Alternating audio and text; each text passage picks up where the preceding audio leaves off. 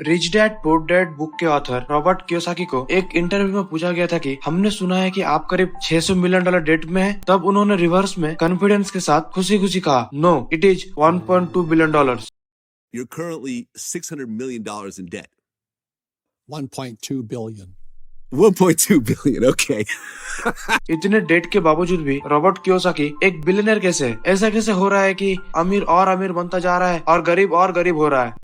देखते रहिए इस वीडियो के एंड तक, आपको आपका आंसर मिल जाएगा। रिच डैड पुअर डैड एक ऐसा बुक है जिसने बहुत सारे लोगों का जिंदगी चेंज करा है और ये फाइनेंशियल एजुकेशन के ऊपर लिखी गई दुनिया के सबसे इजी टू अंडरस्टैंड बुक है। हम सुबह उठते हैं, ना चाहते हुए भी काम पर जाते हैं, मंथ एंड तक हमें पैसा मिलता है जिससे हम अपना बिल्स पे करते हैं और फिर पैसा खत्म। उठो काम पर जाओ, बिल्स पे करो, उठो काम पर जाओ, बिल्स पे करो। इस पैटर्न को रॉबर्ट कियोसाकी रैट रेस बोलते हैं। इस बुक में 6 गोल्डन प्रिंसिपल्स दिए गए हैं रैट रेस से बाहर निकलने के लिए। Lesson 1, the rich don't work for money. Robert Kiyosaki बोलते हैं गरीब और मिडिल क्लास लोग पैसे के लिए काम करते हैं, अमीर लोगों के लिए पैसा काम करता है। सुनने में लगता है कि ये सब व्हाट्सएप स्टेटस या इंस्टाग्राम स्टोरी के लिए ठीक है, लेकिन रियल लाइफ में ऐसा ही होता है। इसे एक रियल लाइफ एग्जाम्पल के साथ समझते हैं। एक बार रिच डैड ने रॉबर्ट और माइक को एक स्टोर में काम पर लगा दिया। उन्हें इस काम का कोई पैसा नहीं मिलते थे, तो उन्होंने देखा कि उस स्टोर में एक डिस्ट्रीब्यूटर आया करता था। वो कॉमिक्स बुक के ऊपर ही आधे हिस्से क्रेडिट के लिए लेता और बदले में नए कॉमिक्स बुक दे जाता था। एक दिन उन्होंने उस डिस्ट्रीब्यूटर से पूछा कि क्या वो पुरानी कॉमिक बुक ले सकते हैं। वो इस शर्त पर मान गया कि वो लोग इन कॉमिक्स को बेचेंगे नहीं। ये उनके दिमाग में एक नए बिजनेस का आइडिया था। उन्होंने वो पुराने कॉमिक बुक्स अपने दोस्तों को और बाकी बच्चों को पढ़ने के लिए किराए पर देनी शुरू कर दी। बदले में वो लोग हर हफ्ते 10 सेंट्स किराया वसूल करते थे। हर किताब सिर्फ 2 घंटे के हिसाब से पढ़ने के लिए दी जाती थी, तो असल मायने में वो उन्हें बेच नहीं रहे थे। उन्हें उस गराज पर काम भी नहीं करना पड़ता था जहाँ से वो कॉमिक्स किराए पर देते थे। उन्होंने माइक की बहन को काम पर रखा जिसके लिए उसे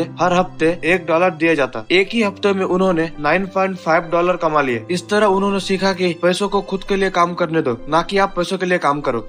lesson 2, why teach financial literacy. एक बार धीरूभाई अंबानी जी के साथ उनका पोता अनंत अंबानी घूम रहा था। तब अनंत अंबानी ने धीरूभाई अंबानी से कहा, दादाजी मुझे गुब्बारे लेने के लिए कुछ पैसा चाहिए। धीरूभाई अंबानी ने अनंत को ₹15 दिए। उस पैसे को लेकर अनंत अंबानी बिना हवा वाले बलून ले आया। उसके बाद वो नॉर्मल बच्चे की तरह बलून से खेला नहीं, बल्कि उसमें हवा भर के उसे बेचने चला गया और प्रॉफिट कमा के घर आया। मैंने जाकर गुब्बारे की पैकेट खरीदी और हवा तो फ्री होता है, तो हवा भर दी और बेचने चला गया।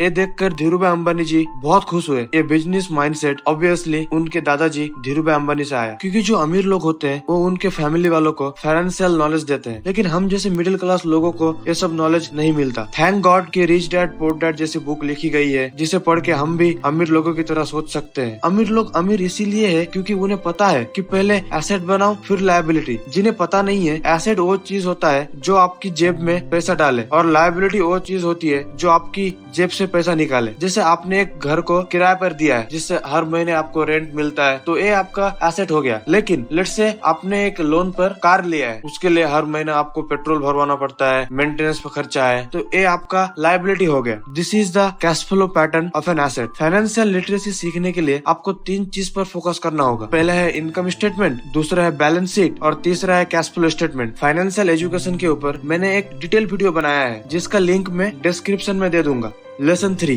mind your own business. The rich always focus on their asset column, while everyone else focus on their income statements. एक बार मैकडोनल्ड्स की फाउंडर रे क्रॉक एक MBA कॉलेज में स्पीच दे रहा था। स्पीच में रे क्रॉक ने स्टूडेंट से पूछा, तुम्हें क्या लगता है मैं क्या बिजनेस करता हूँ? सारे स्टूडेंट्स हंसने लगे। उनको लगा रे क्रॉक मजाक कर रहे हैं। एक स्टूडेंट ने कहा, वो गधा ही होगा जो ये चीज नहीं जानता होगा। आप ऑब्वियसली बर्गर बेचने की बिजनेस में हो, क्योंकि मैकडोनल्ड्स दुनिया का सबसे बड़ा बर्गर का फ्रेंचाइजी है, तो ऑब्वियसली आप बर्गर ही बेचते होंगे। तब रे क्रॉक ने कहा, नो, एक्चुअल में हम रियल एस्टेट की बिजनेस में हमारा फोकस सिर्फ बर्गर बेचने में नहीं होता, बल्कि हमारा फोकस होता है फ्रेंचाइजी देके top spaces of real estate को एक्वायर करना। इसीलिए मैकडोनल्ड्स का वैल्यूएशन आज $211 बिलियन है। रॉबर्ट कियोसाकी बोलते हैं, अपनी डे टाइम की जॉब से कमाए हुए पैसे को किसी एसेट में इन्वेस्ट करो जो आपकी लाइफस्टाइल की खर्चे कवर कर सके। अब अगर आपकी डे टाइम जॉब छूट भी जाए तो आपको टेंशन लेने की जरूरत नहीं है। अब सवाल आता है कि हमें किस टाइप की एसेट लेना चाहिए। फर्स्ट, ऐसा बिजनेस शुरू करो जहाँ आप टाइम ना भी दो तब भी चलेगा जिसे दूसरे लोग चलाए, क्योंकि अगर आपको टाइम देना पड़ेगा तो वो बिजनेस नहीं जॉब है। सेकंड, रियल एस्टेट में इन्वेस्ट करो जहाँ से हर महीने आपको रेंट मिलता रहे। थर्ड, स्टॉक्स और बॉन्ड में इन्वेस्ट करो ताकि बिजनेस कोई और चलाए और उसके शेयर से डिविडेंड आपको मिले। डिविडेंड्स क्या होता है इसके बारे में हम आने वाले वीडियोस में बात करेंगे। एक पैसे भी जो आप कमाते हैं उसे बेकार न जाने दे। अपने पैसों को अपना गुलाम मानकर चलिए जो आपके लिए काम करे। आप लग्जरी खरीदना चाहते हैं, बेशक खरीदे, कोई बात नहीं, मगर ये ना भूले कि अमीर और मिडिल क्लास में यही सोच का फर्क है। जब मिडिल क्लास लोग पैसे मिलते ही पहले लग्जरी में खर्च करता है, वही अमीर लोग उसे एंड में खरीदेगा। रॉबर्ट की वाइफ किम ने अपने एसेट कॉलम को 4 साल तक ग्रो करा और उसके बाद उससे आने वाली पैसिव इनकम से एक मर्सिडीज खरीदी।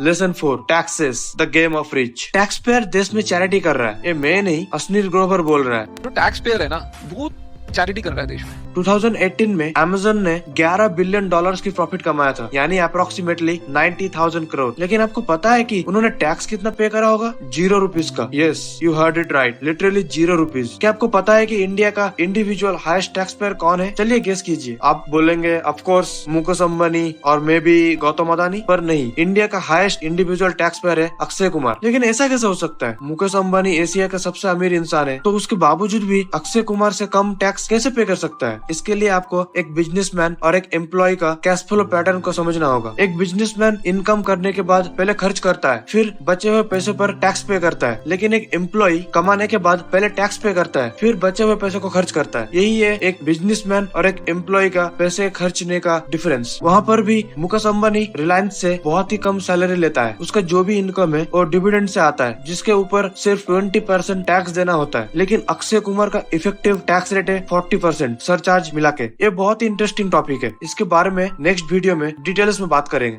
Lesson 5, the rich invent money. Robert कहते हैं किसी भी इंसान के पास जो सबसे बड़ा एसेट है वो है उसका दिमाग। आपको अपने दिमाग के ऊपर इन्वेस्ट करने की जरूरत है। वीडियो के शुरू में मैंने आपको बताया रॉबर्ट कियोसाकी के ऊपर $1.2 बिलियन की लोन है। जो इंसान खुद बोलता है हमें ज्यादा से ज्यादा एसेट बनाना है, लायबिलिटी कम से कम रखना है, वो खुद इतना बड़ा लोन क्यों ले रखा है? क्या वो स्मार्ट है या फूल है? इसके लिए हमें फाइनेंशियल लिवरेजिंग को समझना होगा। मान लीजिए आपके पास 1 लाख रुपए है और आपको किसी बिजनेस में 25% की ग्रोथ अपॉर्चुनिटी दिखाई दे रही है। अब अगर हम 1 लाख रुपए इस बिजनेस में लगाते हैं तो इसका 25% हुआ 25,000 रुपए, इतना हमें रिटर्न मिलेगा। पर यहीं पर हम 8% का इंटरेस्ट रेट पर बैंक से 9 लाख रुपए का लोन लेते हैं और इसमें अपना 1 लाख रुपए ऐड करके इसी सेम बिजनेस में इन्वेस्ट करते हैं, तो हमें 25% ऑफ 10 लाख रुपए यानी 2.5 लाख रुपए का रिटर्न मिलेगा। और इस 9 लाख रुपए की लोन पर हमें 72,000 का इंटरेस्ट पे करना पड़ेगा। इंटरेस्ट पे करने के बाद भी हमें 2.5 लाख माइनस 72,000 यानी 1,78,000 का प्रॉफिट होगा। इसे ही फाइनेंशियल लिवरेजिंग बोलते हैं। इसी कंसेप्ट को यूज करके रॉबर्ट कियोसाकी 15,000 घर ओन करते हैं, जिसका total value billions of dollars में है। Lesson 6, work to learn, don't work for money. एक बार रॉबर्ट कियोसाकी सिंगापुर में एक न्यूज़पेपर के लिए इंटरव्यू देने गया था। वहाँ पे एक यंग लेडी उनसे पूछा, सर मैं भी आपकी तरह बेस्ट सेलिंग ऑथर बनना चाहती हूँ, इसके लिए मैं क्या करूँ? रॉबर्ट कियोसाकी को ऑलरेडी उस लेडी के बारे में पता था कि वो बहुत अच्छा लिखती है। रॉबर्ट कियोसाकी ने पूछा, जब तुम इतना अच्छा लिखती हो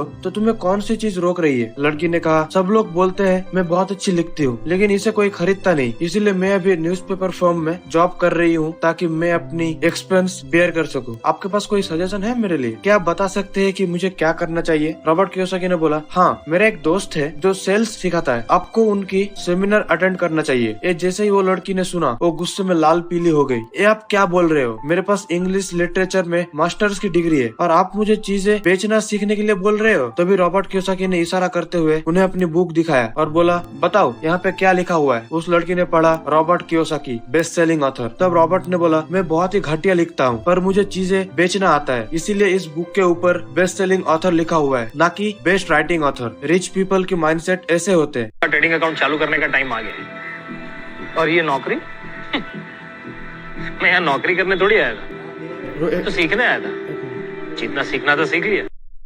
रॉबर्ट कियोसाकी ने रियल एस्टेट का एक सेमिनार अटेंड करा था जिसका प्राइस था $385 यानी 32,000 रुपए। लेकिन वो एक सेमिनार की वजह से $2 मिलियन मतलब लगभग 8 करोड़ से भी ज्यादा कमाया था। तो ये है रिच डैड पुअर डैड के 6 गोल्डन प्रिंसिपल्स। मैं उम्मीद करता हूँ कि आपको इस वीडियो से बहुत कुछ सीखने को मिला। अगर मिला है तो इस चैनल को सब्सक्राइब जरूर करें और बेल आइकन भी प्रेस करें ताकि आपको ऐसे ही और भी इंटरेस्टिंग वीडियोस मिलते रहे। अगर आपको ये वीडियो पसंद आया है तो इस वीडियो को लाइक और शेयर जरूर करें। मिलते हैं नेक्स्ट वीडियो में एक इंटरेस्टिंग टॉपिक के साथ। तब तक के लिए thank you and good bye.